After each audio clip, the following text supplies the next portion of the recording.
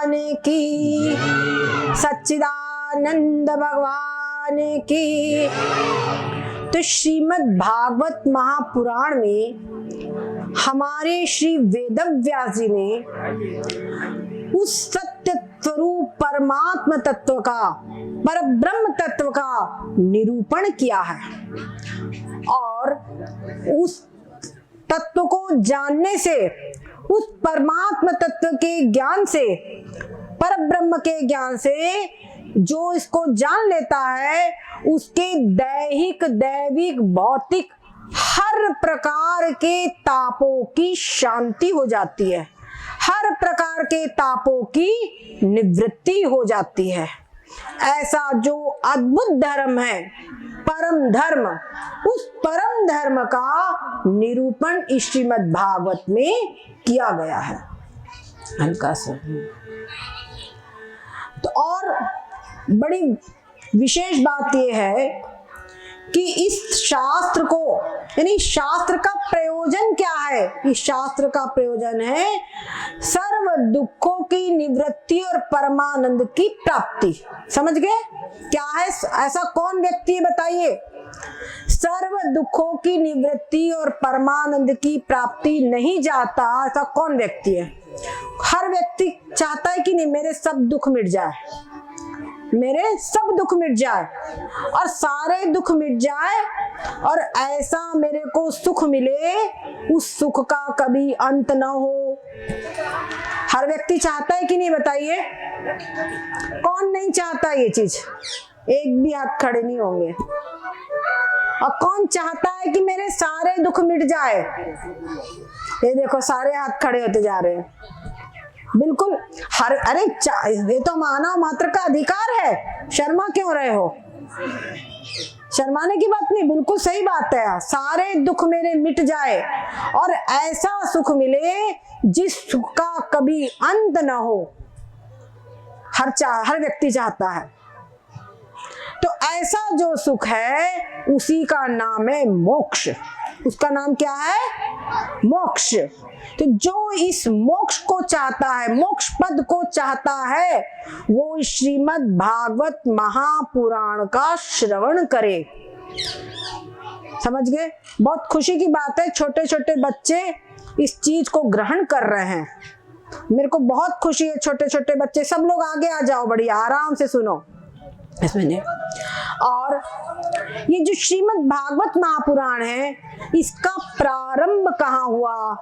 सबसे पहले जरा इस बात को भी श्रवण सुने। एक बार आप लोग सभी जानते, नैमिषारण्य का नाम किसने सुना है? नैमिषारण्य का नाम किसने सुना है? और नैमिषारण्य कौन कौन गया है?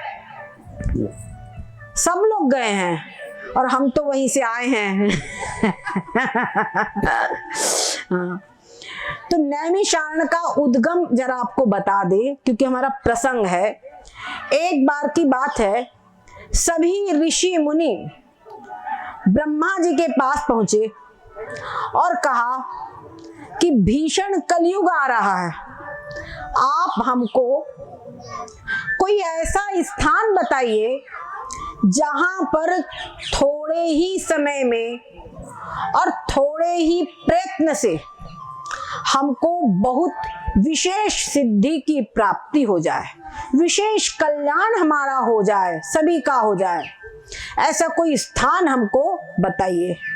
तो ब्रह्मा जी ने अपना एक मनोमय चक्र उत्पन्न किया और उस मनोमय चक्र को छोड़ा और कहा ये चक्र जहां पर भी गिरेगा उस क्षेत्र की, उस चक्र के चारों ओर 84 कोस, उस चक्र के 84 कोस का जो एरिया है, क्षेत्र है, वो परम पवित्र होगा, परम तपोमय होगा।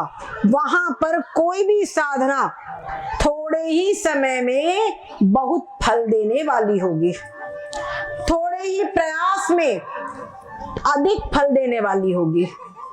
और वास्तव में नैमिषारण्य में आप लोग गए हैं, आप लोग देखते हैं वहां कितनी शांति मिलती है। जब ऐसा शांत वातावरण होता है तो मन अपने आप भगवत चिंतन में लगता है ना, मन अपने आप भगवत चिंतन में लगता है।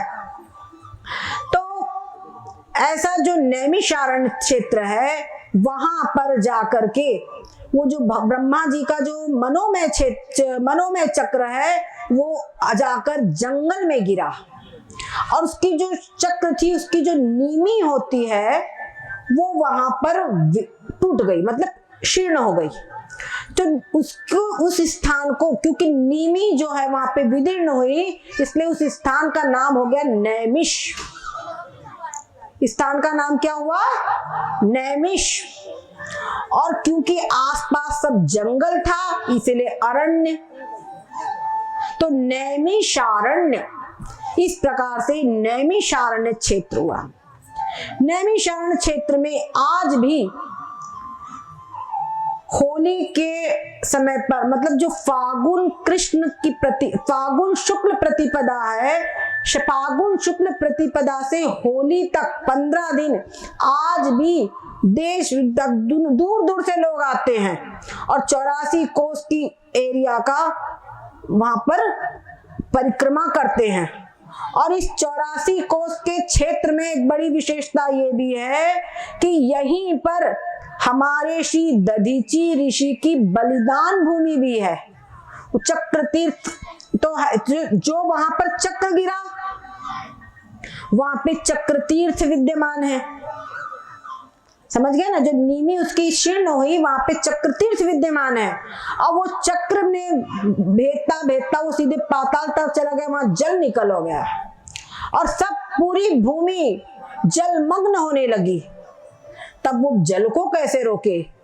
तब ऋषियों ने भगवती की आराधना की, तो माता वहां पे ललिता रूप में प्रकट हो गई और उन्होंने उस जल को स्थिर कर दिया। उसके बाद वो जल के वेग को उन्होंने रोक दिया, बस एक चक्र कुंड के रूप में वो जल हो गया। और लेकिन उसका कनेक्शन आज भी पाताल से है।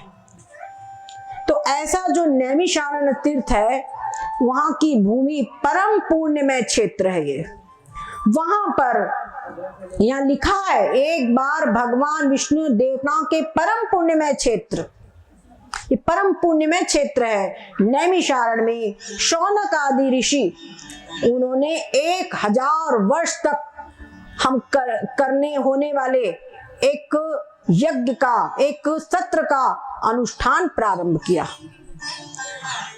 सवेरे का प्रातःकालीन अपना नित्य नियम करने के पश्चात एक दिन सभी ऋषि वहां पर विद्यमान थे। उस सत्र को देखने के लिए हमारे श्री सूत जी भी पधारे। तब सूत जी के दर्शन उन्होंने किया और सूत जी को एक आसन पर विराजमान किया और उनसे कहा, हे सूत जी, आपको इतिहास, पुराण और सभी धर्म शास्त्रों का ज्ञान है। आपको भगवान बादरायण जी ने विशेष रूप से शिक्षा दी है। आप भगवान के निर्गुण और सगुण सभी रूप को जानते हैं। देखिए, जब हमको गुरुजनों से प्रश्न पूछना हो तो हाथ जोड़ के नमस्कार करके, चरणों में प्रणाम करके विनम्रता पूर्वक प्रश्न पूछना चाहिए।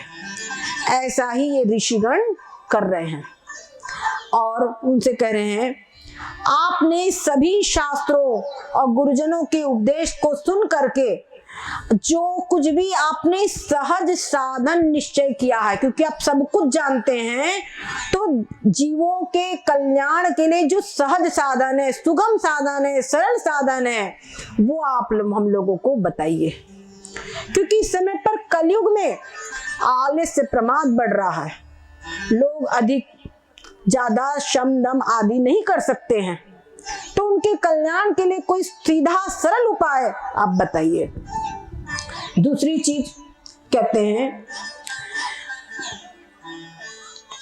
जो इस समय पर विघ्न बाधाओं से घिरे हुए हैं, संसार के लोग अनेक विघ्न, भाई ग्रह कारज नाना जंजाला हर व्यक्ति के पास में है।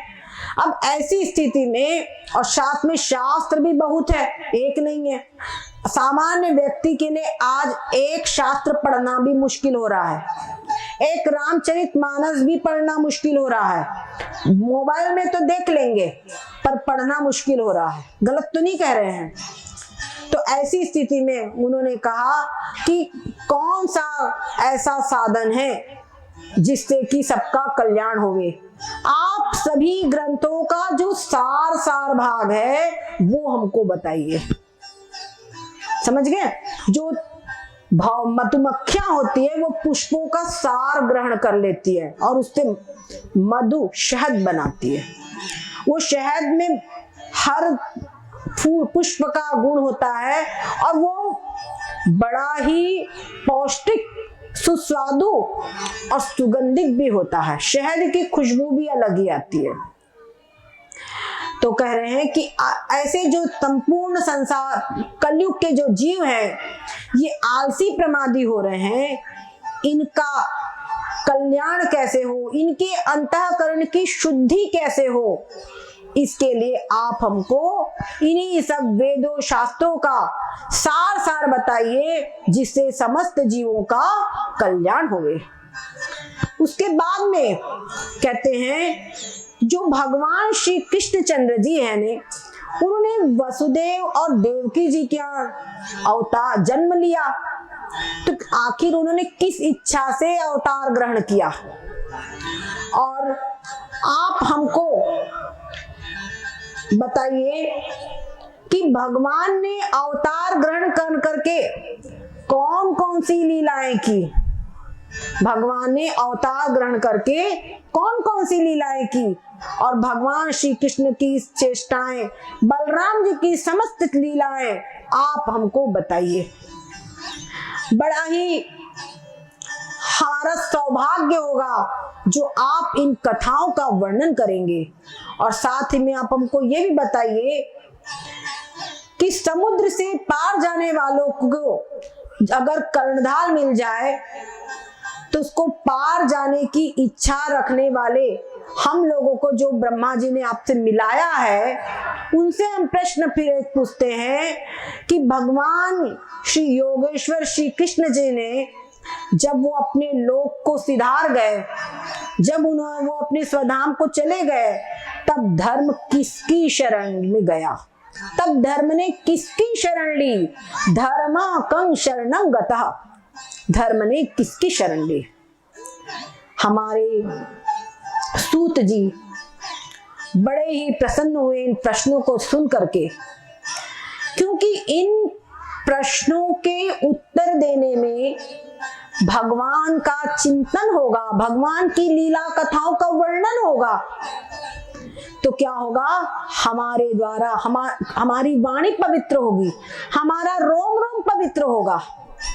इसीलिए जो महापुरुष होते हैं, जो संतजन होते हैं, उनको जब ऐसे प्रश्न मिलते हैं तो वो अपना सौभाग्य समझते हैं। सुनने वाले को तो लाभ होगा ही, पर सुनाने वाले को बड़ा लाभ होता है। सूत जी ने यहाँ पर अपनी बात प्रारंभ करने के पहले उन्होंने फिर से शुकदेव जी को प्रणाम किया। शुकदेव जी सूत जी के गुरुदेव हैं। यहाँ पर कोई भी कार्य करने को भगवान से बढ़कर, एक जो आध्यात्मिक हमारी इस ब्रह्म विद्या है, इसके लिए भगवान से बढ़कर गुरु का स्थान है। कहते हैं गुरु गोविंद दोनों खड़े, काके लागू पांव, बलिहारी गुरु आपनो गोविंद देव मिलाए।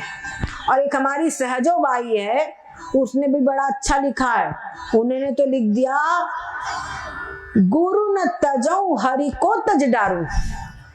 बड़ा ही उनका सुंदर छंद है, पर अभी हम यहीं पर चर्चा करेंगे। सूत जी कहते हैं यं प्रव्रजन्त मनुपेतमपेत कृत्यं द्वैपायनो विरह कातर आजुहाव पुत्रेति तन्मेतया तरवो लोभिनेदो तं सर्वभूत हृदयं मुनिमानतोऽस्मि। जो सुखदेव जी हैं, आपको हम बता चुके हैं, प्रारंभ में ही कल ही बताया था कि सुखदेव जी का जब जन्म हुआ तो जन्म लेते ही उनका जात कर्म संस्कार नामकरण संस्कार कुछ भी नहीं हुआ, और वो संस्कारों के पहले ही बस जन्म लेते ही जंगल को भाग लिए, विरक्त होकर के जंगल चले गए। और उनके पिता वेदव्यास जी उनके पीछे हा पुत्र ये करके उनके पीछे पीछे दौड़े। भाई साउंड थोड़ा डाउन करो। उनके पीछे दौड़े, तब वृक्षों ने उनकी ओर से उत्तर दिया, क्योंकि जो सुखदेव जी है सबको अपना आत्मा ही समझते थे, सब में अपना आत्मदर्शन करते थे। तो इस प्रकार से कहते हैं श्रीमद् भागवत महापुराण, सुखदेव जी कहते हैं ये जो श्रीमद् भागवत महापुराण है ये अत्यंत गोपनीय और रहस्यात्मक पुराण है। इसके अंदर में संपूर्ण वेदों का सार रखा हुआ है। संसार में फंसे हुए जो लोग इस घोर अज्ञान अंधकार से पार होना चाहते हैं उनके लिए ये आध्यात्मिक तत्वों को प्रकाशित करने वाला अद्वितीय दीपक है। ये सभी तत्वों को प्रकाशित करने वाला है। ऐसा जो शास्त्र है जो सुखदेव जी के द्वारा वर्णन किया गया है उसी को मैं आप लोगों को सुनाऊंगा। और बड़े ही प्रसन्न हो गए। कहते हैं आपका जो प्रश्न है ये भगवान श्री कृष्ण के संबंध में है। तो सबसे पहले कह रहे हैं सवै पुंसाम परो धर्मो यतो भक्तिरधोक्षजे अहेतुक्य प्रतिहता ययात्मा संप्रसीदते। क्या कहते हैं? सवै पुंसाम परो धर्मो, कहते हैं पुरुषों का परम धर्म वही है। क्या है? यतो भक्तिरधोक्षजे, जिससे कि भगवान अधोक्षत अर्थात भगवान श्री नारायण में भगवान विष्णु में भक्ति उत्पन्न हो गए। हमने अनेक जप किया, व्रत किया, उपासना की, तीर्थाटन किया, पुण्य कर्म किए, लेकिन भगवान की भक्ति उत्पन्न नहीं हुई तो उनका फल कुछ भी नहीं हुआ। और हमने जो कुछ भी किया है, कुछ भी किया हो, हमको भले ही याद ना हो, लेकिन अगर हमारे हृदय में भगवान की भक्ति उत्पन्न हो गई तो समझना उन सबका फल हमको मिल गया। और भक्ति भी कैसी? सबसे पहले भक्ति कैसी ये समझो, भक्ति क्या है ये समझो। भक्ति का अर्थ होता है प्रेम। जैसे माताएं आप लोग हो, आप लोगों को अपने बच्चे में कितना प्रेम है बताइए। अपने शरीर को आप लोग नहीं देखते, पिता अपने शरीर को नहीं देखता। जब कमाने जाता है पिता, वहां कितना परिश्रम होता है, लेकिन वो उस परिश्रम में अपने लिए कुछ चीज है या नहीं है, अपना कोई नुकसान हो रहा है, स्वास्थ्य खराब हो रहा है, उत्तर उतना ध्यान नहीं देता। उसको लगता है कि मैं कुछ अर्जित करूं तो मेरे बच्चों के काम आएगा, है ना। बच्चों से प्रेम है, बच्चों को माता पिता से प्रेम होता है, बच्चों को माता पिता से प्रेम होता है। तो जैसे ये प्रेम हमको अपने स्वजन संबंधियों से है, वैसा ही प्रेम अगर परमात्मा से हो जाए तो वो प्रेम भक्ति कहलाती है। दूसरी बात, वो भक्ति तो है, पर यहाँ माता पिता से प्रेम होता है जब बच्चे बड़े हो जाते हैं। अब मतलब निकल गया, अब मतलब निकल गया तो क्या है फालतू है।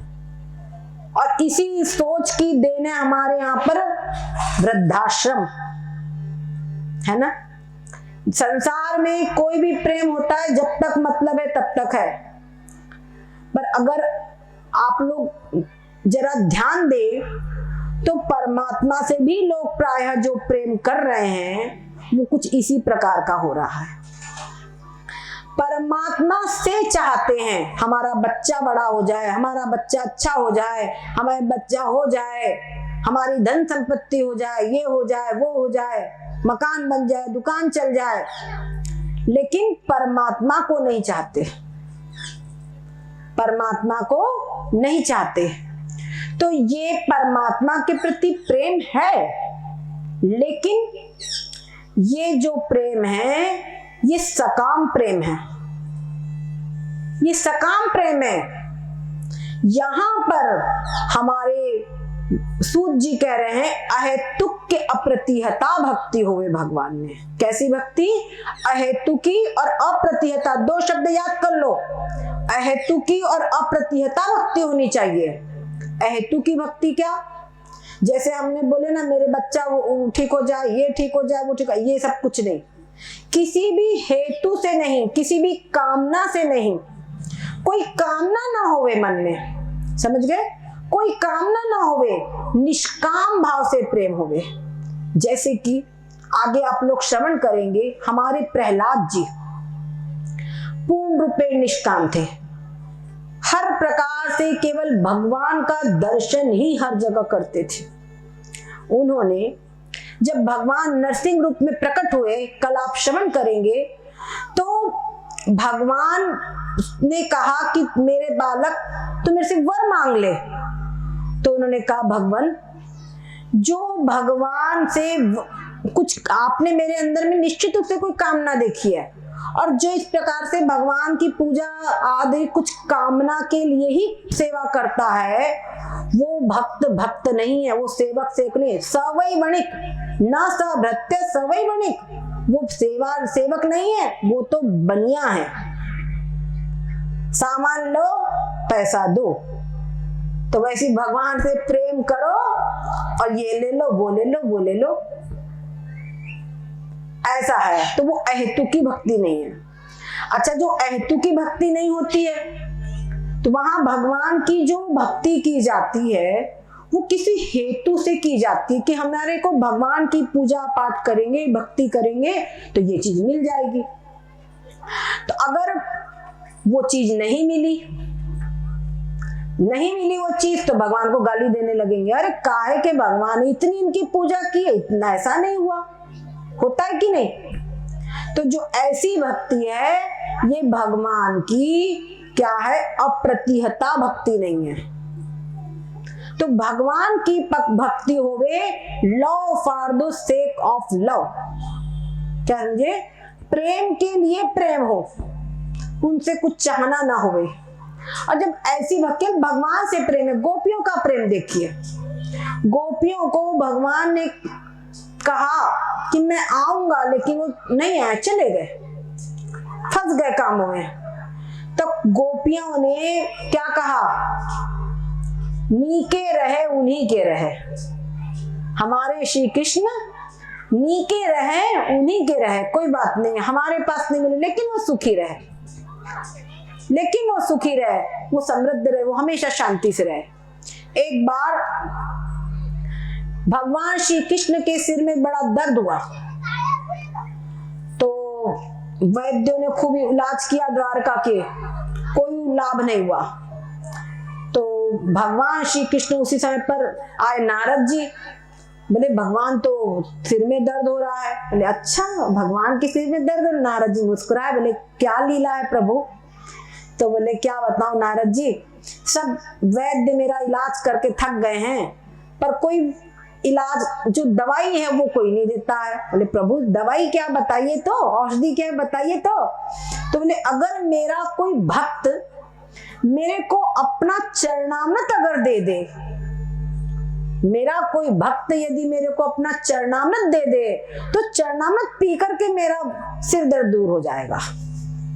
अब बड़ी बात, उनकी इतनी सारी रानियां, करोड़ों हजारों, उनसे कहा गया ना बाबा, भगवान को अपना चरणामृत देकर कौन नरक में जाएगा, ना हम नहीं दे सकते। तो नारद जी बोले प्रभु वो तो बड़ी मुश्किल बात है। बोले आप थोड़ा सा वृंदावन चले जाइए, आप जरा सा वृंदावन चले जाइए। अब वृंदावन में बताया भगवान श्री कृष्ण के सिर में दर्द हो रहा है और उसकी औषधि है कि कोई भी भक्त का उनको चरणामृत होना। बोले हम भक्त हैं कि ये तो नहीं मालूम, लेकिन हमारे चरणामृत लेने से श्री कृष्ण का सिर दर्द दूर हो सकता है, तो ले लो। सारी गोपियां आ गई, हमारा ले लो, हमारा ले लो, हमको नरक होगा कोई बात नहीं, हम भुगत लेंगे, हमारे श्री कृष्ण को सर दर्द एक क्षण भी नहीं होना चाहिए। तो ये भगवान की अहेतुकी भक्ति है। उनको श्री कृष्ण की पीड़ा से बढ़कर नरकों का भय भी नहीं है, नरकों की पीड़ा भी वो सहन करने के लिए तैयार है। हमको नरक होगा कोई बात नहीं है, लेकिन श्री कृष्ण को सिर में दर्द नहीं होना चाहिए, उनको कोई पीड़ा नहीं होना चाहिए, वो हमेशा आनंद से रहना चाहिए। ये होती है भगवान की अहेतुकी भक्ति। और भगवान श्री कृष्ण कितना धोखा दे के गए थे, एक प्रकार से आऊंगा बोले नहीं आ, बेचारी इंतजार करती रह गई। वो विरह के अंदर में कभी प्रणय कोप में जो कुछ कहा सो कहा। जब उद्धव जी गए प्रणय कोप में उन्होंने भगवान को बहुत कुछ कहा, लेकिन हृदय से कभी नाराजी नहीं हुई, उनकी भक्ति कभी नष्ट नहीं हुई, उनकी भक्ति कभी भी प्रतिहत नहीं हुई। तो ये होती अप्रतिहता भक्ति। भगवान की भक्ति अहेतुकी और अप्रतिहता होनी चाहिए। तो कहते हैं जो परम धर्म है, जिस धर्म के द्वारा भगवान की ऐसी अहेतुकी और अप्रतिहता भक्ति प्राप्त हो जाए, वही वास्तव में परम धर्म है। और इससे क्या होता है, अपने आत्मा की शुद्धि हो जाती है, आत्मा की अंतःकरण की शुद्धि हो जाती है। इस भक्ति के द्वारा अंतःकरण की शुद्धि हो जाती है और वहां पर पूर्ण रूपेण उसका कल्याण हो जाता है। वासुदेवे भगवती भक्ति योग प्रयोजिता जनत्याशु वैराग्यं ज्ञानम तद हेतुकम। तो जो भगवान श्री कृष्ण में भक्ति होती है तो क्या होता है, वो भगवान की भक्ति भक्तियों हो जाती है, तो उसके हृदय में शीघ्र ही वैराग्य उत्पन्न हो जाता है और उस वैराग्य के फलस्वरूप अद्वैत ज्ञान, भगवान का जो पारमार्थिक स्वरूप है, उस पारमार्थिक स्वरूप का ज्ञान हो जाता है। कल हमने आपको बताया था भगवान का निर्गुण निराकार स्वरूप, जो परमात्म तत्व कण कण में, कण कण के भीतर बाहर सब कहीं ओतप्रोत है, उस तत्व का साक्षात्कार हो जाता है। तो उस तत्व को साक्षात्कार करना ही वास्तव में जिस साधन के द्वारा हो जाए वही परम धर्म है। धर्मा सनुष्ठिता पुंसाम विश्वक्सेन कथासु नोत्पादेत रतिं श्रम एव ही केवलम।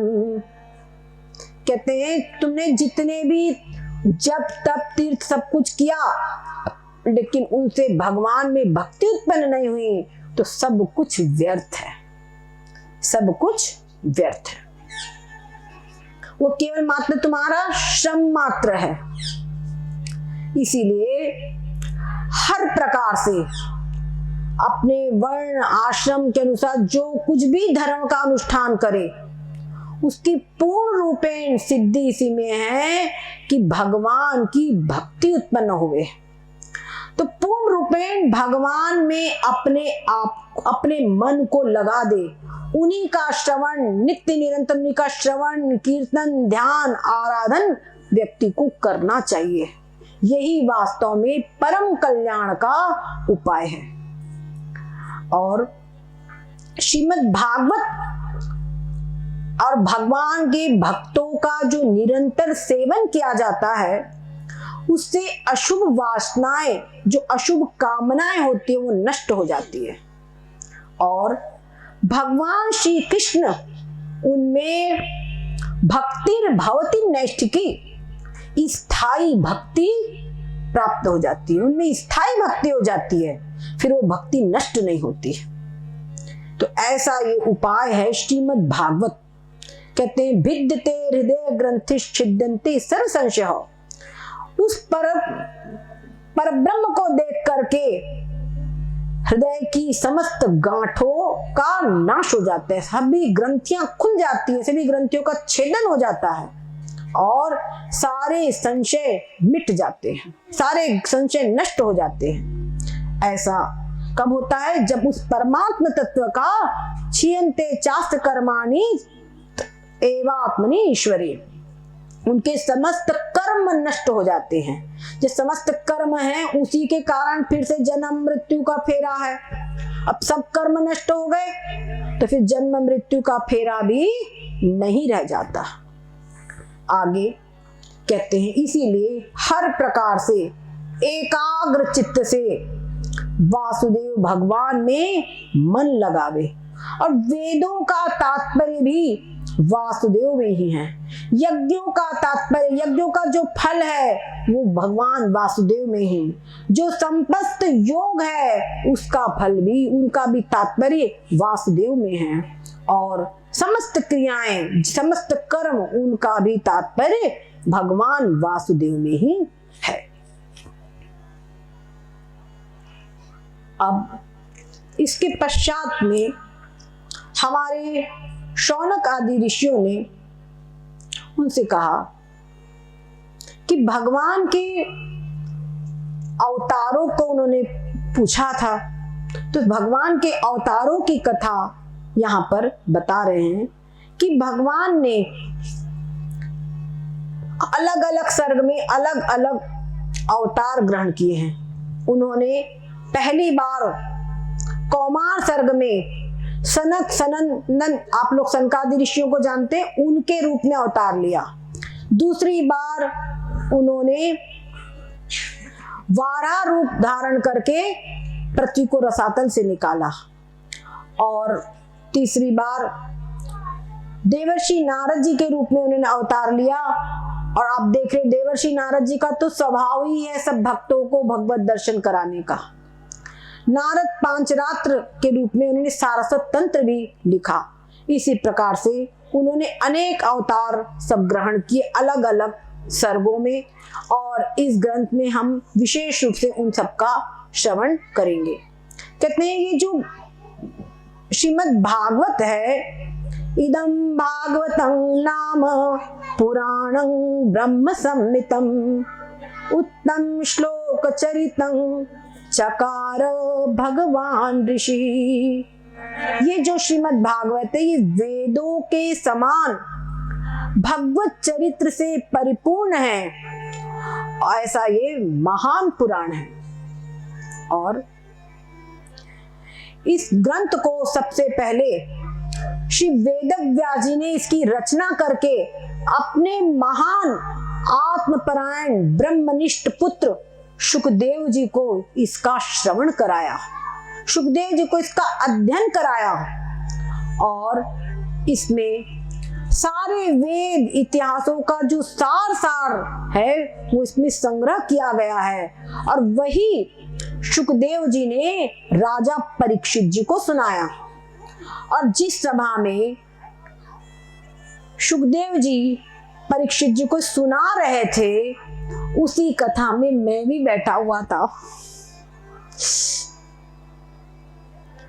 तो जो मैंने श्रवण किया वो मैं अपनी बुद्धि के अनुसार आप लोगों को श्रवण कराऊंगा।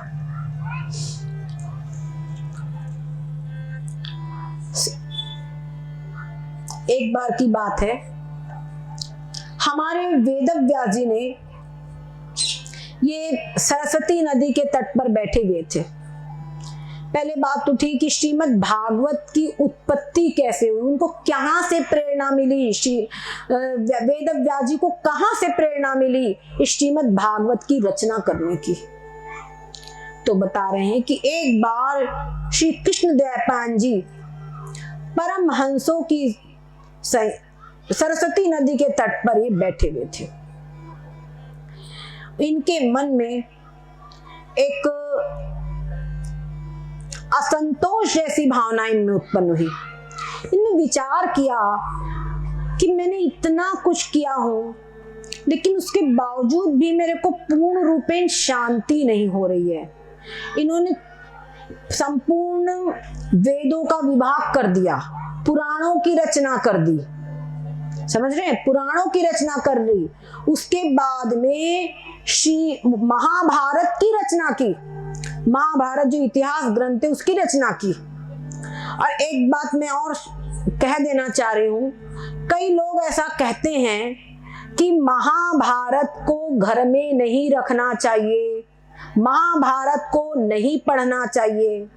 पहले आप बताइए कि अगर उसको घर में रखना नहीं चाहिए है और उसको रखने से जिस घर में रहता है तो महाभारत जैसा युद्ध होता है, लड़ाई झगड़ा होता है, अगर ऐसा होता तो हमारे महामुनि वेदव्यास जी, इन्होंने संपूर्ण संसार के कल्याण के लिए सब कार्य किया है, वो अपना समय क्यों झोंकते उसमें?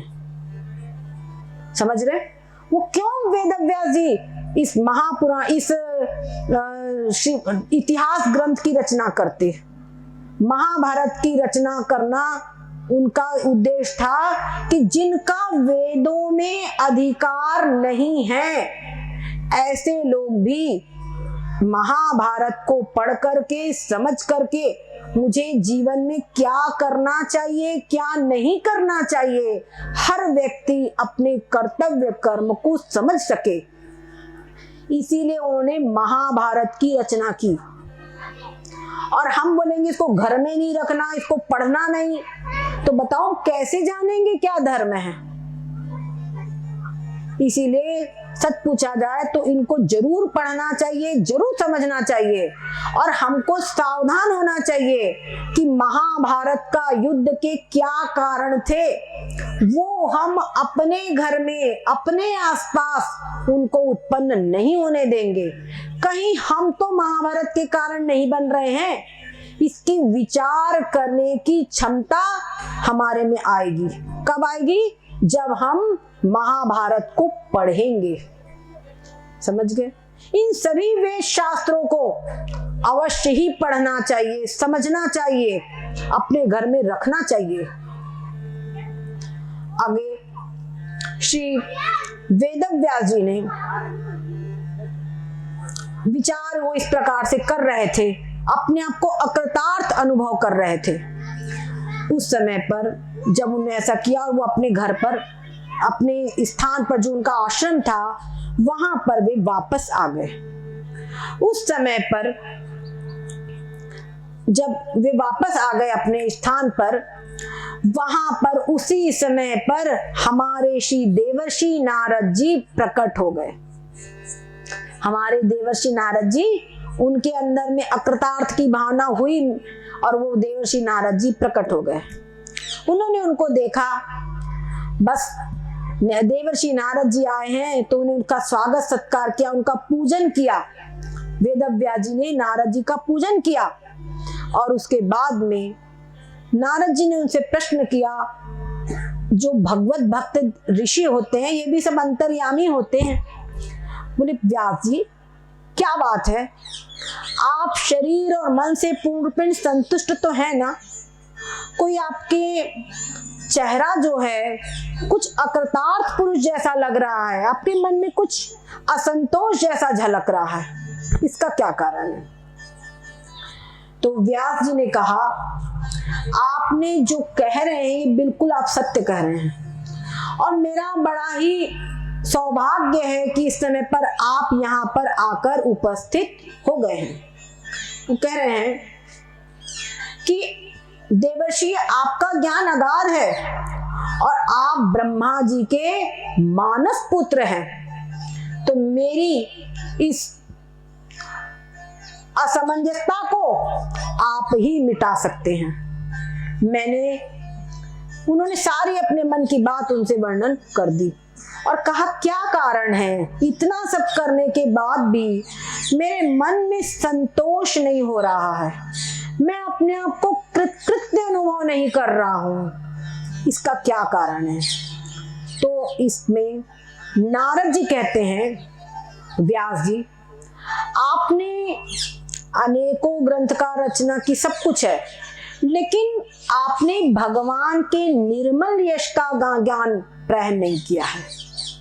और मेरी मत में कोई वाणी, कोई ग्रंथ अनेकों रस अलंकार आदि से युक्त हो, मतलब व्याकरण की दृष्टिकोण से अनेकों रस अलंकार से युक्त होवे, लेकिन उसने अगर भगवत चरित्र का गान नहीं किया है, भगवान की लीला कथाओं का गान नहीं किया है, भगवान के गुणों का गान नहीं किया गया है, तो वो सब व्यर्थ ही है।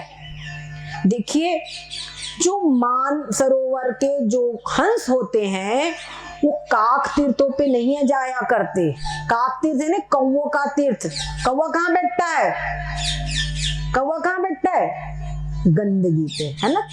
तो वो कहीं पर ऐसी जगह पे वो नहीं जाया करते। उसी प्रकार से जिसमें भगवान के विमल यश का वर्णन न हो, वहां पर भगवत भक्त पुरुष, जिसमें को परमहंस पुरुष, वहां पर नहीं जाया करते। इसीलिए आप भगवान के विमल यश का गान कीजिए। आप श्रीमद् भागवत महापुराण की रचना कीजिए। और उस समय पर श्री नारद जी ने भगवान श्री वेदव्यास जी को चतुश्लोकी भागवत का उपदेश दिया।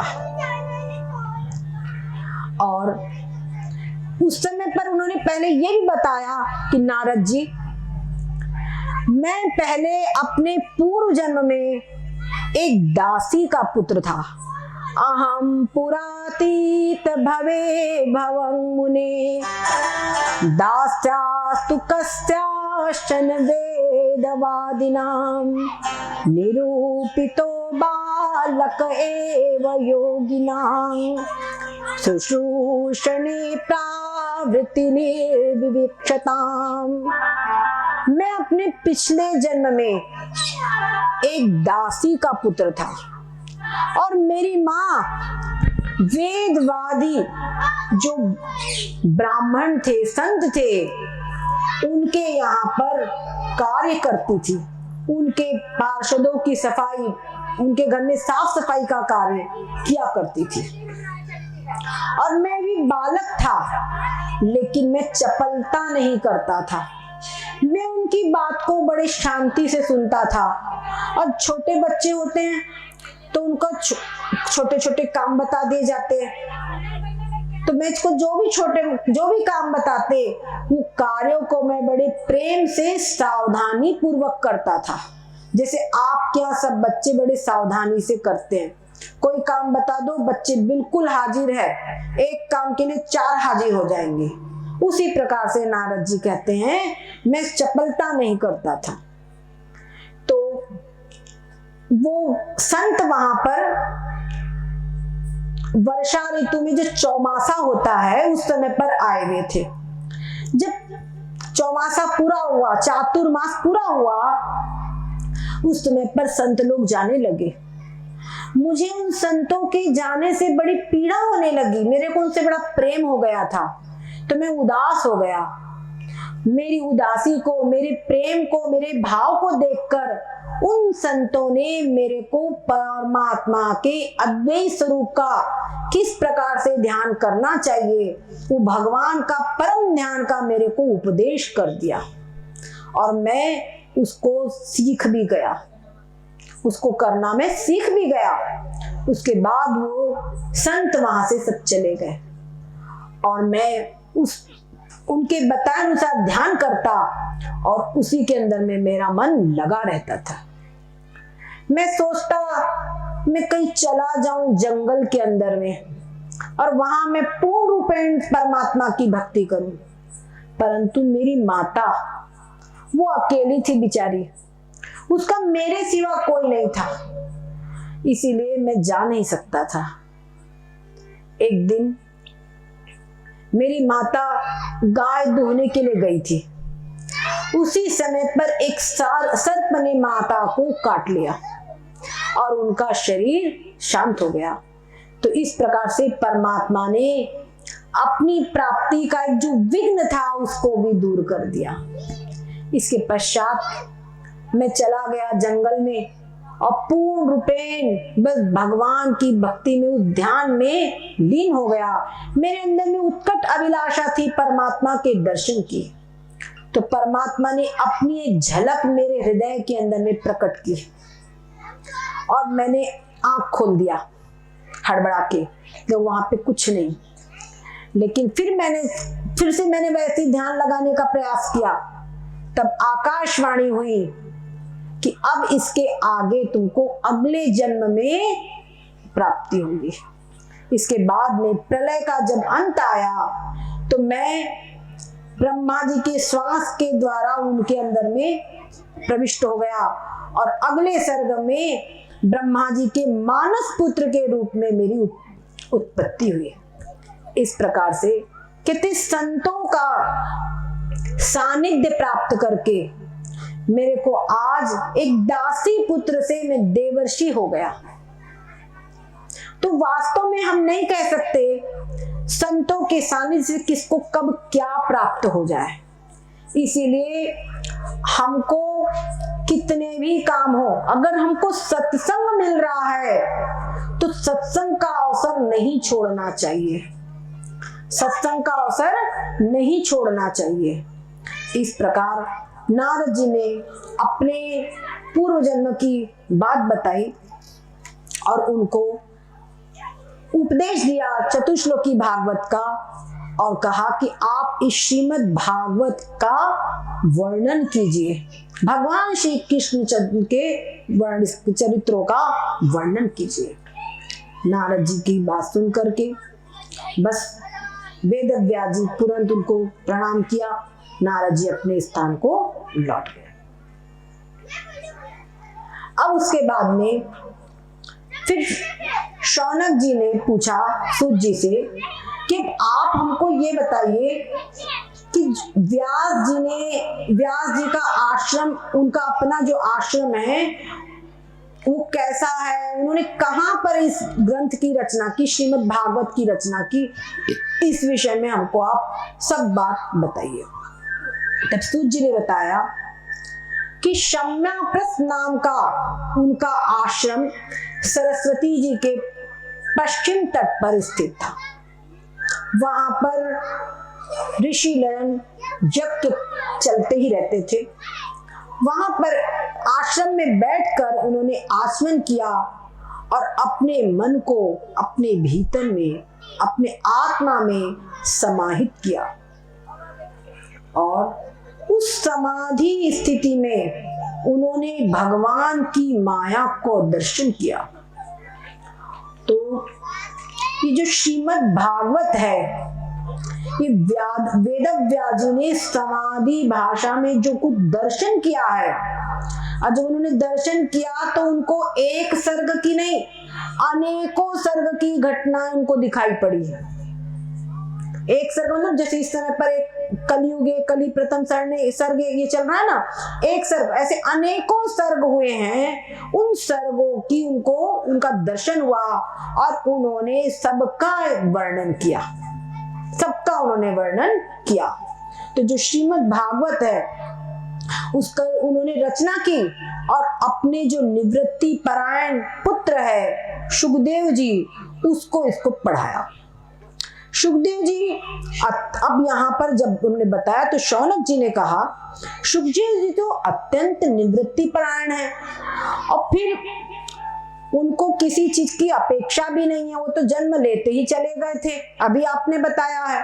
तो फिर शुकदेव जी को ये उन्होंने पढ़ाया कब, कैसे उनको वापस लाया, कैसे क्या हुआ?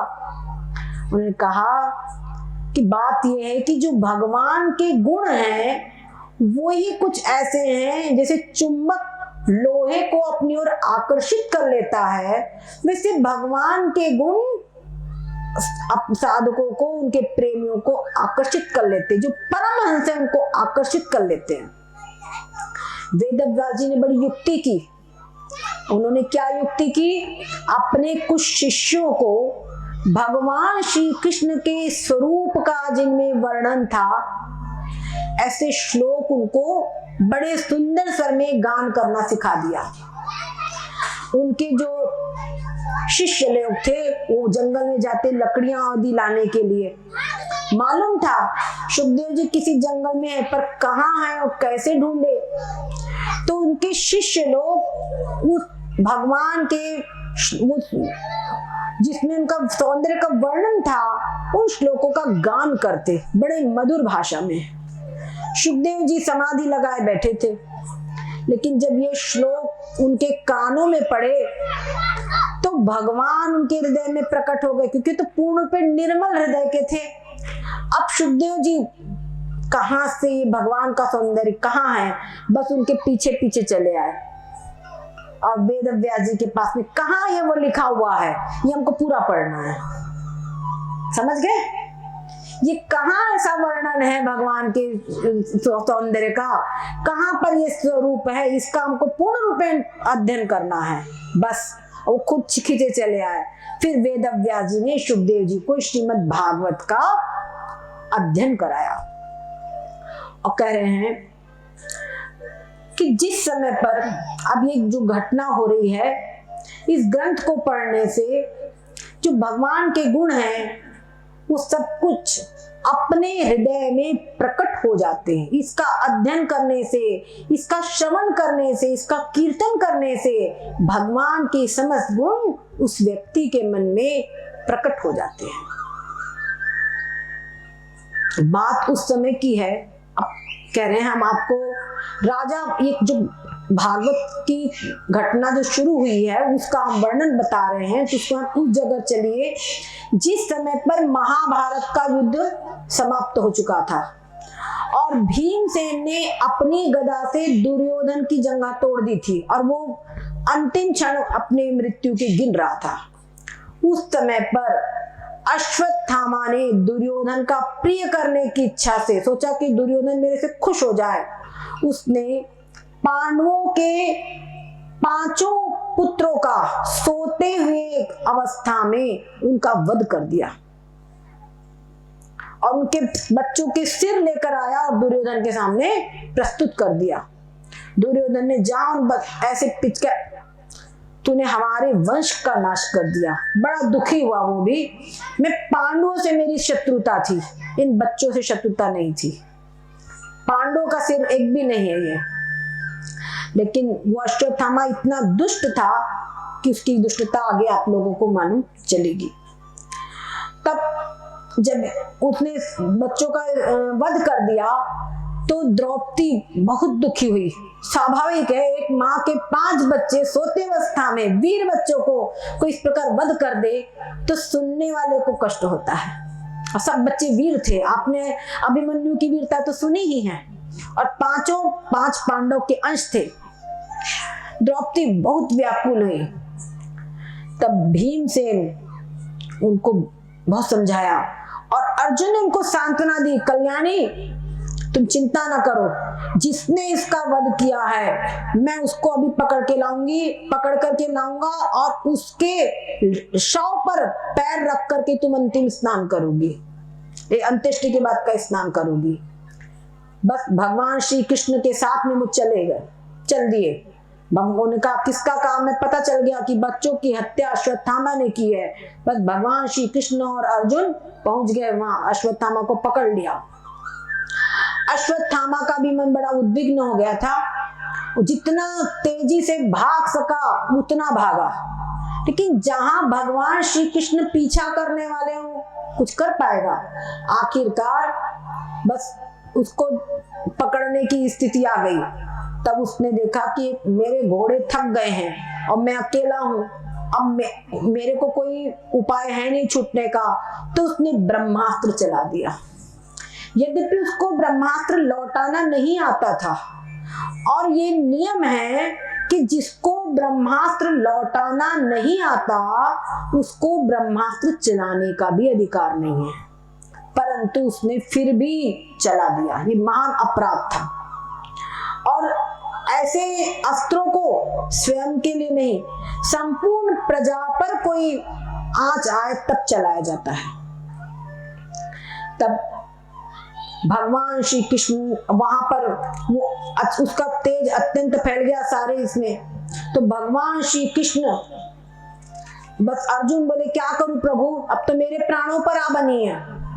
तो भगवान श्री कृष्ण ने उसको आज्ञा दी कि तुम भी ब्रह्मास्त्र को काटो, ब्रह्मास्त्र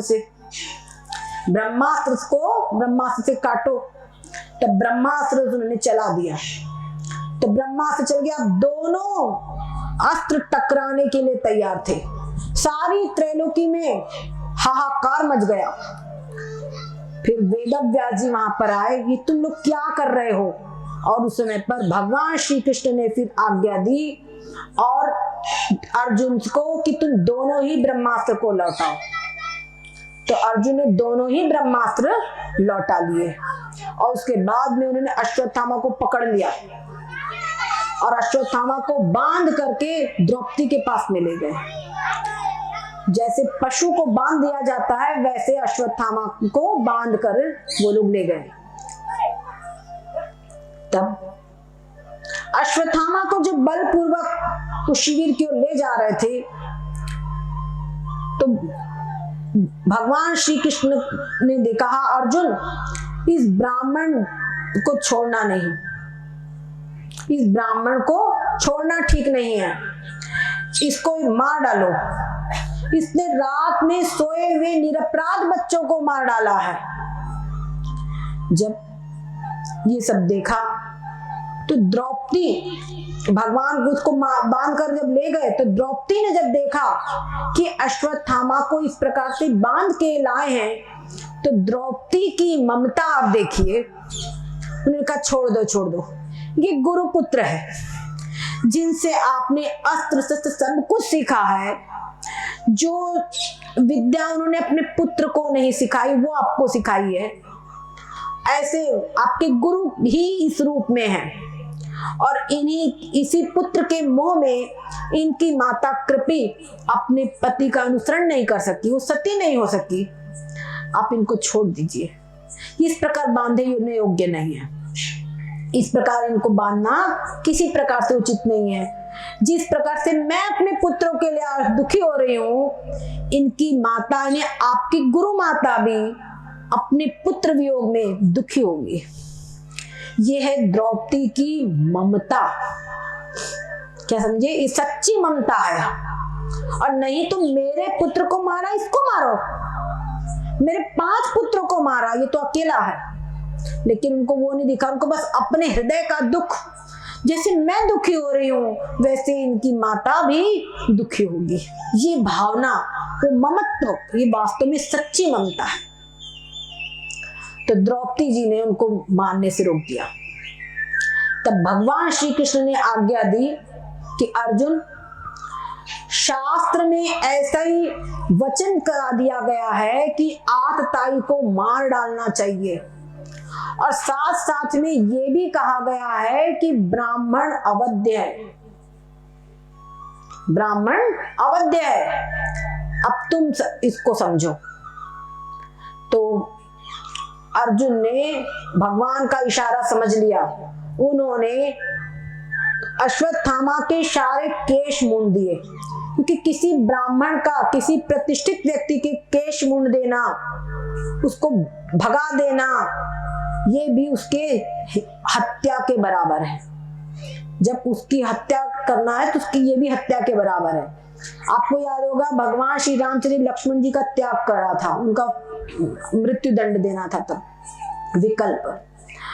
और साथ साथ में उनकी जो मणि थी वो मणि निकाल ली, उनकी मणि निकाल ली। और भगवान श्री कृष्ण ने उनको श्राप दिया कि इस मणि के कारण तुम्हारा जो तेज था, तुम्हारा देवत्व तुम्हारा खत्म हो गया, तुमने महापशुओं जैसा कार्य किया है। अब ये तुम्हारा घाव बहता रहेगा युग युगांतर तक, तुम इस घाव को बस इसकी पीड़ा सहते रहो। अश्वत्थामा जो है चिरंजीवी है, इनकी मृत्यु नहीं हो सकती थी, इनको मारा नहीं। जैसे कई होते ना अश्वत्थामा, बलिर व्यासो व्यास, ये सब चीज, ये लोग सब सात चिरंजीवी है, उसके बावजूद तुम्हारी ऐसी मतलब ऐसी दुष्ट नीति, ऐसा दुष्ट कार्य, तो इसलिए तुमको दंड मिलना आवश्यक है। इसके बाद में ये हो गया और अश्वत्थामा को छोड़ दिया गया। अब जो पांडव थे, ये सब होने के बाद में अपने सभी स्वजन संबंधियों को जो युद्ध में मारे गए थे, चाहे वो हमारे पक्ष से युद्ध किए हो, चाहे कौरवों के पक्ष से युद्ध किया हो, सभी को उन्होंने जलांजलि, उनका जो भी उचित श्राद्ध आदि कर्म, पिंडदान आदि उन्होंने किया। ये सब करके वो लौट रहे थे। अचानक उत्तरा लौट दौड़ी दौड़ी आई और कह रही है, पाहि पाहि महायोगिन देव देव जगतपते, पाहि पाहि महायोगिन देव देव जगतपते, नान्यं तदभयं पश्ये यत् मृत्यु परस्परम। उत्तरा आई दौड़ती हुई, कहे भगवान देवादिदेव जगदीश्वर, आप महायोगी, आप मेरी रक्षा कीजिए, मुझे आपके अतिरिक्त तीनों लोकों में भी कोई त्राता नहीं दिखाई पड़ता है, यह सब लोग परस्पर एक दूसरे की मृत्यु बने हुए, मैं किसका विश्वास करूं, कुछ समझ नहीं आता है। और स्वामी कहा, एक कोई लोहे का बाण, अग्नि बाण मेरी तरफ बढ़ रहा है तेजी से, और वो प्रभु मेरे को चाहे नष्ट कर दे पर मेरे गर्भ को नष्ट न करे। ये होती माता की ममता। वो मेरे को भले जला डाले पर मेरे गर्भ में जो बच्चा है उसको कुछ ना हुए। और आपको एक बताएं, ये जो भ्रूण हत्या होती है, जो गर्भ में बालक स्थित होता है, यानी जन्म के पहले उसकी हत्या कर दी जाती है, ये महान बड़ा पाप है, बड़ा पाप, महापातक है। ब्रह्म हत्या, विप और गो हत्या, इसका प्रायश्चित कोई कर सकता है, लेकिन भ्रूण हत्या का प्रायश्चित नहीं कर सकता। समझे? भ्रूण हत्या का महापाप है, इसका प्रायश्चित नहीं कर सकता है। आज के समय में साइंस का बड़ा दुरुपयोग किया जा रहा है, समझ रहे ना?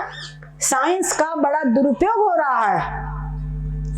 कई घरों में, हो सकता है वो ब्राह्मण घर हो सकता है वो बड़ा ही धनाढ्य घर हो, वहां पर देखा जाता है कि सफाई करा दिया, होता है कि नहीं होता?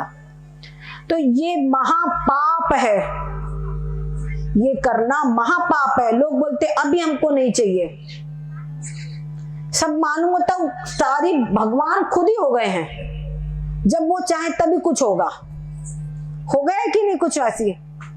तो ये महान पाप है। हर भारत की नारी, कई ऐसी नारियां देखने में जैसे अपने धुंधली जैसी नारी थी, वहां एक आश्चर्य था, पर आज न जाने कितनी धुंधली हो गई है। जिनको लगता है हमारे बच्चा ना होवे, गृहस्थ आश्रम में, अरे आपको ऐसा था तो पहले से विरक्त तो होते, तब कोई हानि नहीं थी। पर जब आप वहां प्रवेश कर चुके हो तो उस गृहस्थ आश्रम के समान आपके सभी धर्मों का पालन करना चाहिए। और ये जो गर्भपात आज कराए जा रहे हैं, भ्रूण हत्या, क्या समझे? और प्रायः ये भी देखा जाता है कि गर्भ में बेटी हुई तो विदा करो। ये जो भ्रूण हत्या है, ये बहुत बड़ा पाप है, ये कभी भी नहीं करना चाहिए। जो परमात्मा है, देखो हम लोग निमित्त बनते हैं, हम लोग निमित्त बनते हैं। हम बीज डालते कितने, मुट्ठी भर बीज डालते हैं और उगता कितना है। तो तो क्या पैदा करने वाले हम ही हैं? हम निमित्त बनते हैं, पर देने वाली ये पृथ्वी माता, ये परमात्मा ही देने वाला है। चाहे कितना भी धनाढ्य व्यक्ति हो, उसके पास खूब पैसा हो, पर पैसा खा के जी लेगा क्या? बोलो, पैसा खा के जी लेगा क्या? खाने के लिए उसको अन्न ही चाहिए, खाने के लिए अन्न ही चाहिए। हमारे यहाँ कहा गया है, पृथिव्याम त्रीणि रत्नानि जलम अन्नम सुभाषितम। पृथ्वी पर 3 रत्न हैं, जल, अन्न और सुभाषित, यानी अच्छी वाणी, अच्छे बातें, जो ज्ञान की बातें हैं, अच्छी नीति, वो ही सुभाषित। समझ रहे ना? हमारा कितना रुपया पैसा वो पत्थर है, समझो। कैसे? मूढ़े पाषाण खंडेशु रत्न संज्ञा प्रदीयते। जो धरती से हमको रत्न, हीरा, मोती ये निकलते हैं, वो कितने भी अपने सजा लो, बस क्या समझे, शरीर सजा लो, अपना घर सजा लो, अपनी तिजोरी सजा लो उससे, लेकिन उसमें उपयोग भी नहीं कर पाते। बोलते कहीं हमारी चोरी ना हो जाए, है ना? और उसको खा करके जीवित नहीं रहा जा सकता, उसको खा के जीवित नहीं रह सकते, उससे हमको कुछ नहीं प्राप्त होता, उससे हमको जीवन प्राप्त नहीं हो सकता। हमको जीवन प्राप्त किससे होता है? जब हम अन्न खाएंगे, जल खा लेंगे, प्राप्त पिएंगे, तब जीवन प्राप्त होगा। तो अन्नम जलम अन्नम सुभाषित, और 2 मीठी वाणी कोई बोलता है तो मन में शांति मिलती है ना? तो मैं आपको एक बार फिर कहूंगी, कहीं पर भी जो कोई भी मेरी वाणी को सुन रहे हैं, अगर आप गर्भपात करते हैं, कराते हैं, तो ये महान पाप है, इससे सदा बचिए। यहाँ उत्तरा कह रही है, ये तेज मुझे भले ही जला डाले, परंतु मेरे गर्भ को नष्ट न करे। तो भगवान श्री कृष्णचंद्र ने देखा कि ओ, ये अश्वत्थामा ने पांडवों के वंश को निर्बीज करने के लिए ब्रह्मास्त्र चलाया है। भगवान श्री कृष्ण अति लघु रूप बना करके एक गदा उनके हाथ में है और उत्तरा के गर्भ में प्रविष्ट हो गए, एक उत्तरा के गर्भ में प्रविष्ट हो गए बस। और गदा को घुमा घुमा करके उस तेज को उन्होंने शांत कर दिया, उस तेज को शांत कर दिया और उस बालक की रक्षा की। जो ये बालक की उन्होंने रक्षा की, यही बालक आगे चल के परीक्षित रूप में जाना गया और भगवान विष्णु ने इसकी रक्षा की। भगवान श्री कृष्ण ने, इसलिए विष्णु रात भी इसका नाम हुआ। अभी अति निकट हम ये सब घटना पढ़ेंगे। अब इसके बाद में भगवान उनकी रक्षा की, उत्तरा बड़ी शांत हो गई। अब भगवान श्री कृष्ण कहे कि अब हम द्वारिका वापस जाएं। बहुत दिनों तक आप लोगों के साथ रहे हैं, द्वारिका में भी लोग हमारी रास्ता देखते हैं।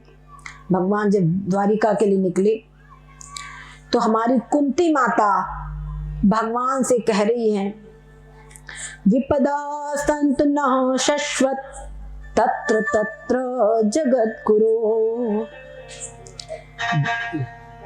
भवतो दर्शनं यत्स्यात् अपुनर्भव दर्शनम। क्या कहती है? भगवान हमारे ऊपर पग पग पर विपत्ति आवे। कुंती माता क्या कह रही है कि हमारे ऊपर पग पग पर विपत्ति आवे। क्यों? कि हमने पूरा जीवन देखा है, हमने सुख के क्षण भी देखे हैं, हमने दुख के क्षण भी देखे हैं, परंतु जब सुख के क्षण होते हैं तो उसमें हम लिप्त हो जाते हैं, और जब दुख के क्षण होते हैं तो भगवान आपकी याद आती है, अंतर हृदय से आपका स्मरण होता है। इसीलिए आपको हमको कुछ देना है तो आप यही दीजिए कि हमको विपत्तियां दीजिए, हमेशा हमको पग पग पर विपत्तियां दीजिए ताकि आपका स्मरण बना रहे। और ओम नमो अकिंचन वित्ताय, ओम नमो अकिंचन वित्ताय, ओम नमो अकिंचन वित्ताय, ओम नमो अकिंचन वित्ताय, ओम नमो अकिंचन वित्ताय, ओम नमो अकिंचन वित्ताय।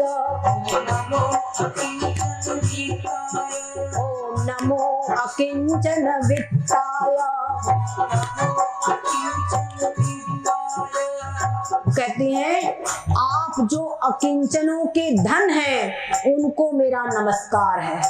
अकिंचन यानी जिसके पास कुछ भी नहीं है, जिसका धन केवल आप है, जिसका धन केवल आप है, तो उन अकिंचनों के जो धन आप हैं उनको मेरा नमस्कार है। ये हमारी कुंती माता कह रही है। बहुत पूर्ण रूपेण भगवान के प्रति ये पांडव परिवार समर्पित रहा है, ये हम लोगों ने देखा है। और भगवान ने भी बड़े ही उदार हृदय से उनकी रक्षा की है, यहां तक कि अर्जुन के सारथी बन गए। सारथी क्या होता है? एक नौकर। गलत तो नहीं कह रहे ना, लेकिन भगवान उनके सारथी तक बन गए। उनके लिए भगवान जंगल जंगल में जब वो भटके तो जहां याद किया वहां प्रकट हो गए। और आपको मालूम होगा द्रौपदी की पादुकाएं तक अपने पीताम्बर में लपेट करके गए महाभारत के युद्ध में, पता है कि नहीं?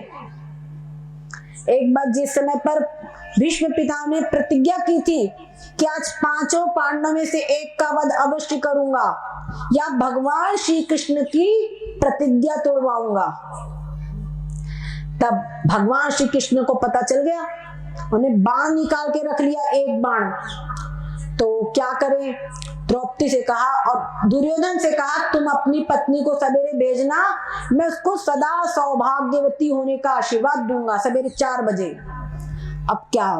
तो भगवान ने कहा उनसे, द्रौपदी से, तुम जल्दी तैयार हो, तुम बहुत जल्दी तैयार हो, मेरे साथ चलो। कहाँ चले? आधी रात में, पहले ही उसके वो आने पाए उसके पहले ही तुमको चलना है, ले लिया। अब जब जंगल में चले तो उनकी लकड़ी की खड़ाऊ खड़ हो गए और सन्नाटे में आवाज बड़ी दूर तक जाती है। भगवान तुम्हारी खड़ाऊ निकालो, अपने पीताम्बर में लपेट लिया और गए। द्रौपदी गई, भगवान भीष्म पितामह को प्रणाम किया, भगवान सदा सौभाग्यवती भव। भगवान का पितामह जिसके पतियों को मानने के लिए आपने प्रतिज्ञा कर ली हो, फिर आपका ये आशीर्वाद कैसे पूरा होगा? तुम कौन हो?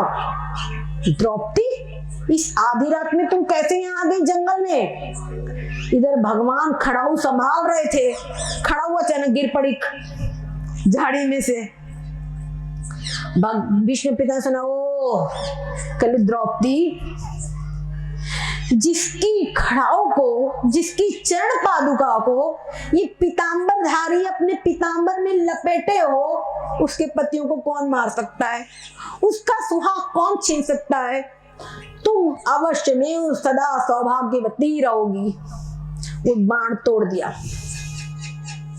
और संसार जानता है भीष्म पितामह ने उस दिन अपनी प्रतिज्ञा पूरी करने के लिए जो पराक्रम दिखाया कि आखिर भगवान श्री कृष्ण ने अपना रथ का पहिया लेकर उनकी तरफ दौड़े। और ये रथ का ये पहिया है, पृथ्वी माता दौड़ी, भगवान आपकी तरफ प्रतिज्ञा टूट रही है।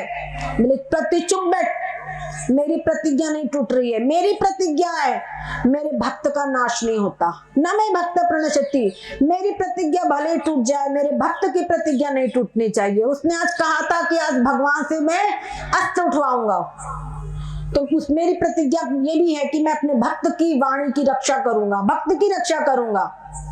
तो ऐसे भगवान है। तो हमारी द्रौपदी कुंती माता कह रही है नमो अकिंचन वित्ताय। ये बड़ा सुंदर मंत्र है, हमेशा अपने हृदय में याद रखिए।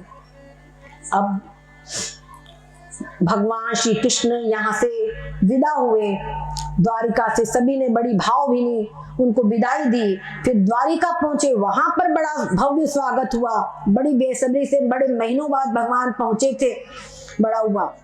अब इसके बाद में कई महीने हो गए, भगवान को द्वारिका पहुंच गए। इधर युधिष्ठिर ने सब राजकाज को सब व्यवस्थित पूरा संभाल लिया। उसके बाद में फिर युधिष्ठिर फिर से अश्वमेध यज्ञ आदि उन्होंने किया, उसमें भगवान आए, फिर विदा हो गए।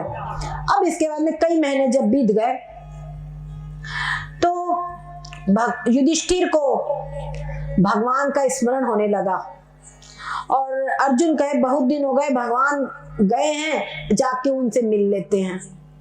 तो भगवान युधिष्ठिर ने कहा जाकर उनके हालचाल लेकर आओ कि सब द्वारिका में सब कुशल है, मंगल है या नहीं।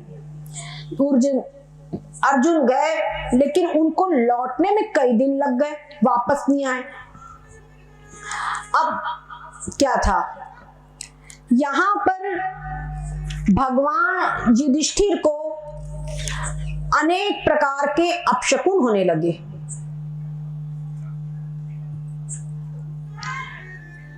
और वहां पर वो गए थे। अच्छा, इसी समय पर जो एक चीज और थोड़ा श्रवण करें, भगवान श्री कृष्ण वहां लौट गए। इधर उत्तरा जो गर्भवती थी, उनको तब परीक्षित जी का जन्म हुआ। बड़े ही सुंदर, सब नक्षत्र आदि सब बढ़िया हो गए, सुंदर हो गए, सब मंगल हो गए और परीक्षित जी का जन्म हुआ। परीक्षित जी ने का जब जन्म हुआ तो युधिष्ठिर ने सभी पंडितों को बुलाया और उनसे पूछा ये पुत्र कैसा होगा आदि, उनके सब कुंडली आदि दिखाई।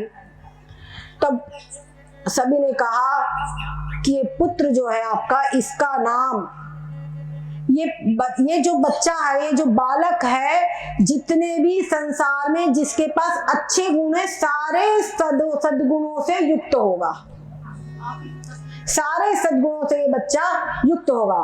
साथ साथ में गर्भ में इसकी भगवान विष्णु ने रक्षा की है, उस पुरुष का इसने दर्शन किया है। तो जब जन्म लेने के बाद में भी सब में उस पुरुष को खोजेगा कि क्या यही वह पुरुष है, क्या यही वह पुरुष है जिसने मेरी गर्भ में रक्षा की थी। इसलिए इसका नाम इसका नाम परीक्षित होगा और विष्णु जी के द्वारा रक्षा किए जाने के कारण इसका नाम विष्णुरात होगा। और सारे गुणों से संपन्न होने के बाद में बस एक ही बात विपरीत है, वो ये है कि इस बालक की मृत्यु ब्राह्मण के श्राप से होगी।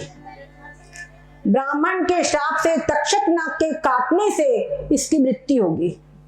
और उस समय पर ये पूर्ण रूप में विरक्त होकर गंगा जी के तट पर बैठ जाएगा। तब शुकदेव जी आकर इसको श्रीमद् भागवत महापुराण का श्रवण कराएंगे और इसका मोक्ष हो जाएगा। उन्होंने बात सब सुनी, हर प्रकार से देखा, परीक्षित जी मंगलमय है। अब क्या था, पूरे पांडव वंश का चिराग अकेले परीक्षित जी थे और पांडवों के मुख से हमेशा भगवान श्री कृष्ण के चरित्रों को वो सुना करते और भगवान श्री कृष्ण में उनकी गर्भ से ही अत्यंत भक्ति हो गई थी। इधर विदुर जी पहले जब हस्तिनापुर में रहते थे तो इन्होंने धृतराष्ट्र को उपदेश दिया कि पांडवों को उनका राज्य आप लौटा दीजिए। जब ये उनको समझा रहे थे, जो इन्होंने बातें समझाई सब बातें बड़ी ही नीति निपुण थी।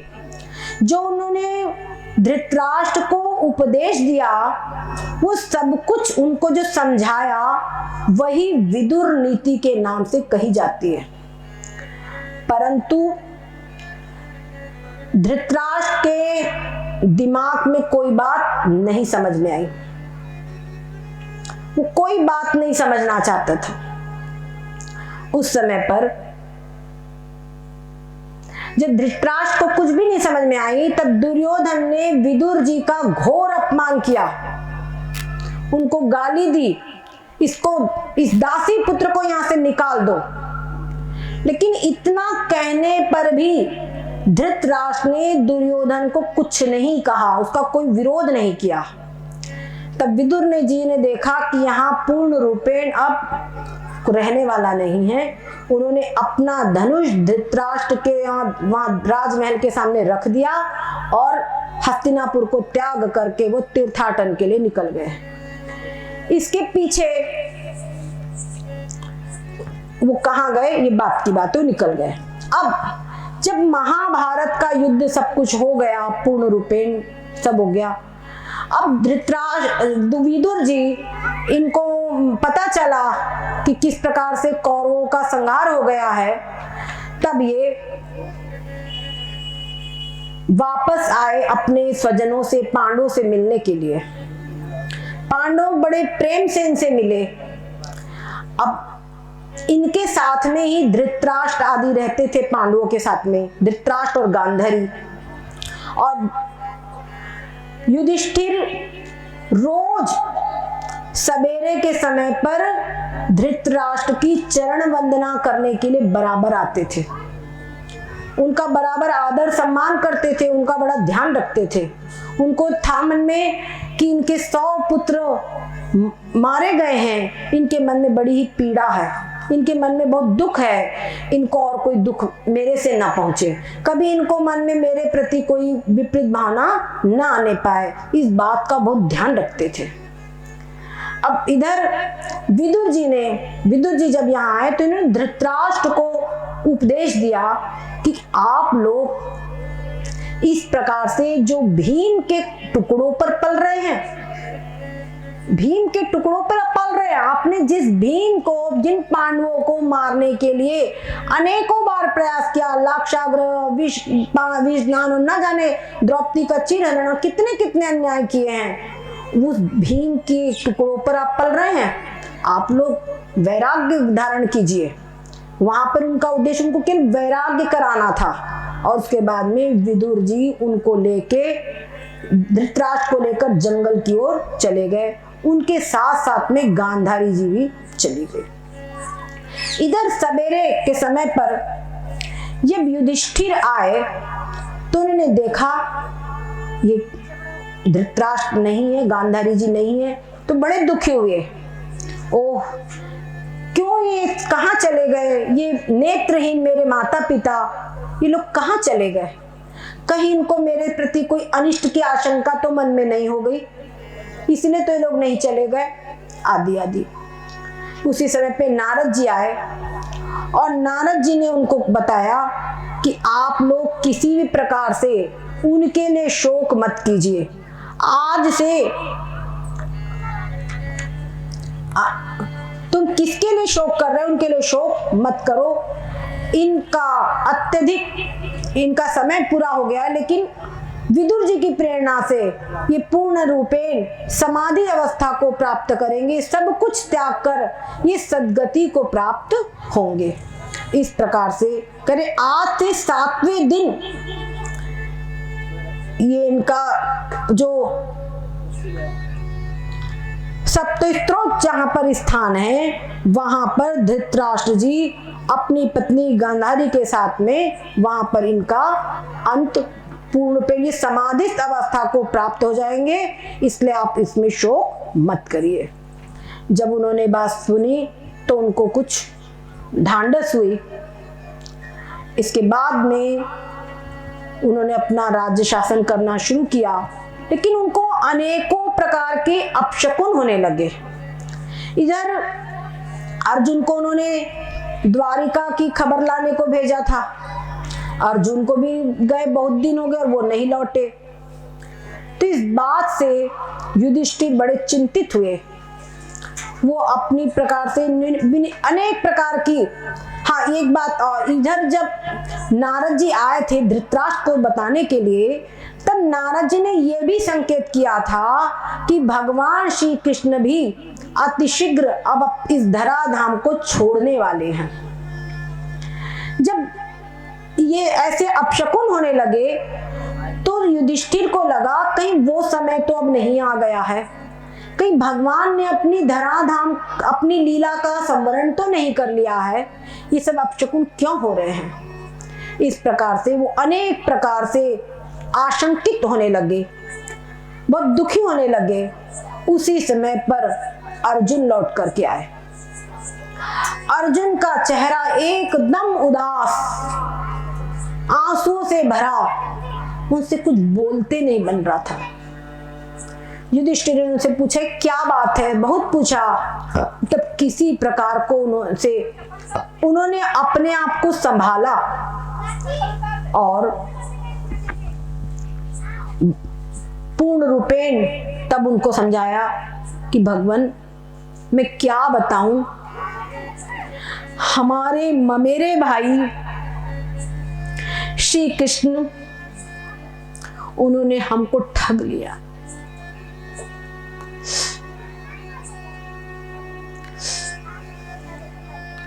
उन्होंने इस धराधाम का त्याग कर दिया।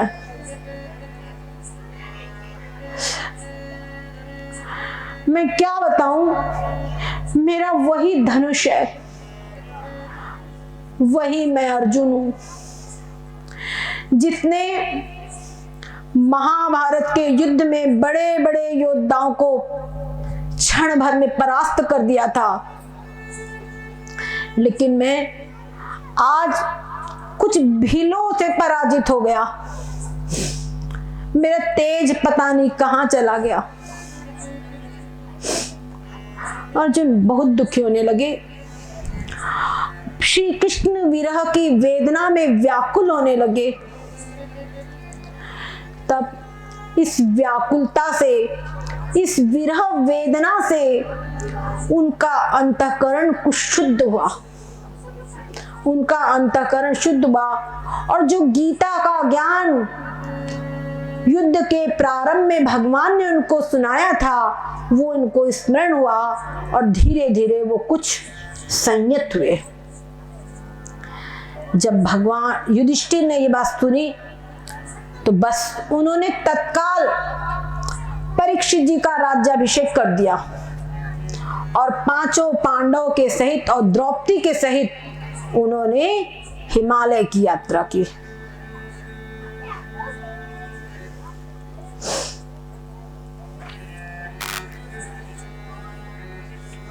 बोलो श्री कृष्णचंद्र भगवान की।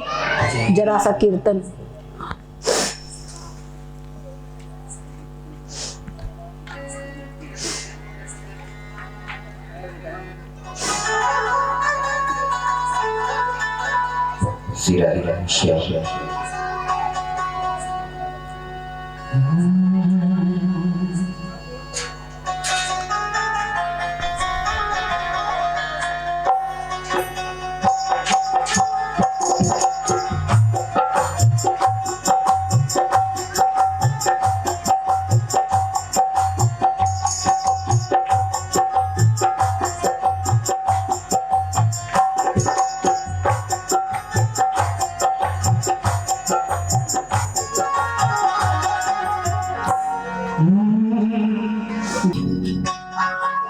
जा रहे हो तो जाओ,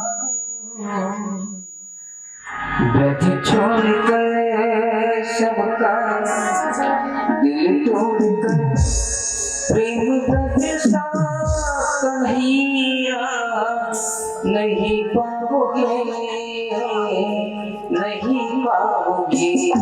जा रहे हो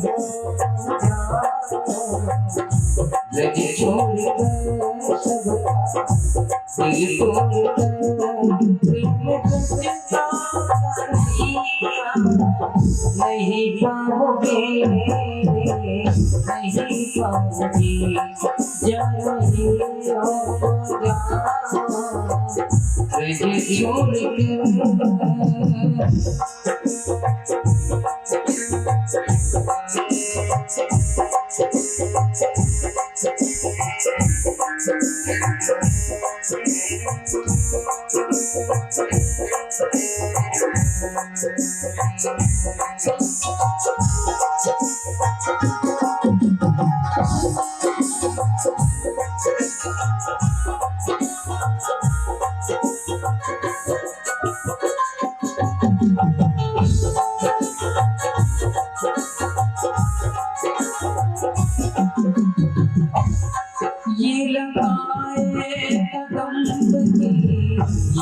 जानिया तेरे बचपन की साथी सावरिया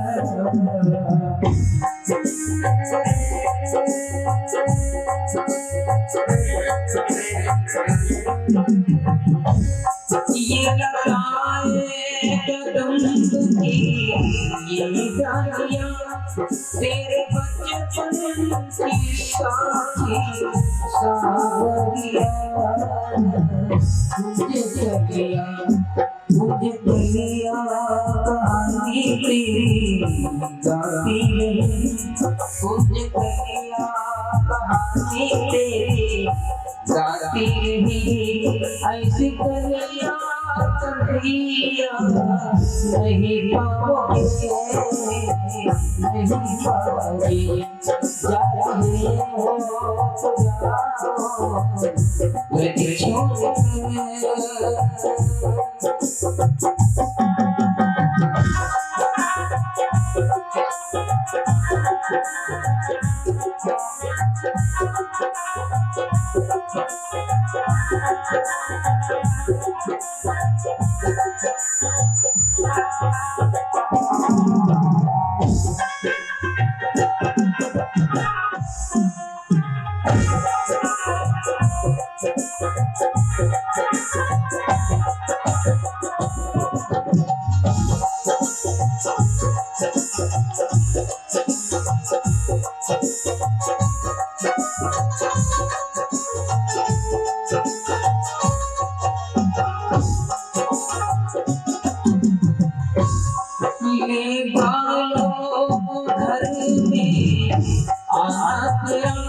घर की चीखे से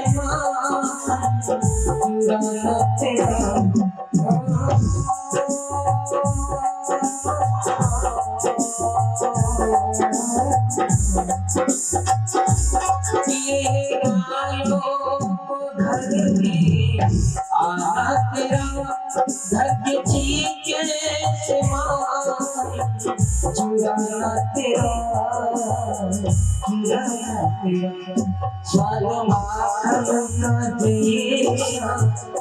बजनी मिला स्वागत का देशा बजनी मिला ऐसा कन्हैया नहीं पाओगे नहीं पाओगे जा रहे हो जाओ छोड़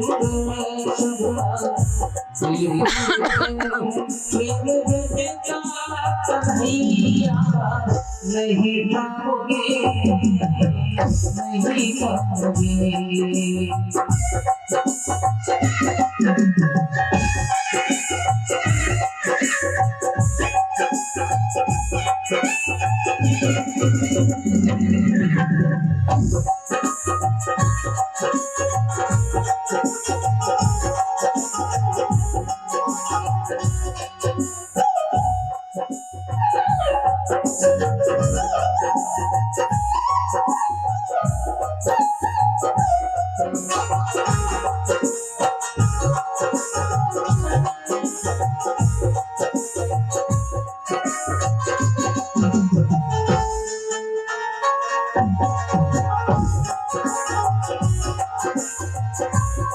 कितनी भौरी घट पर चीने किसके बचे श्याम प्यारे कहो कितनी भौरी गगरिया घट पर चीने किसके बचे श्याम प्यारे कहो तेरे हंस के जहाँ तेरे हंस के जहाँ ऐसे प्रेमी कन्हैया नहीं पाओगे नहीं पाओगे कहीं हो जाओ मुझे छोड़ सबका तोड़ प्रेम व्रत का कन्हैया नहीं पाओगे, नहीं पाओगे।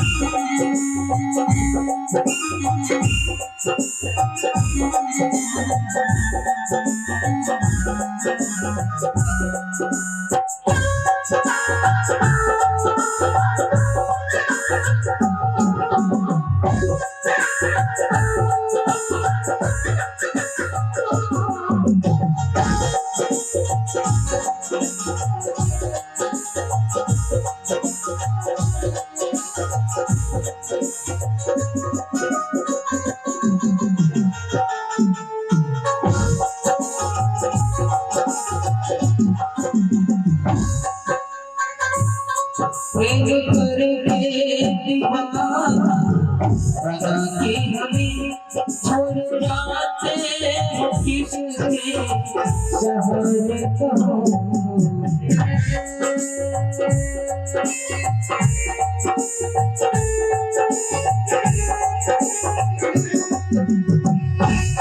प्रेम करके दीवाना बना के हमें छोड़ जाते हो किसके सहारे कहो। दीपक मुरली के जैसे दीवानी हूँ, दीपक मुरली के जैसे दीवानी हूँ। ऐसे पागल नहीं पाओगे, नहीं पाओगे। जा रहे हो तो जाओ, फिर छोड़ के सब दिल तोड़ के फिर बचता दिया। नहीं पाओगे, नहीं पाओगे। जा रहे हो तो जाओ, फिर छोड़ के सब नहीं पाओगे, नहीं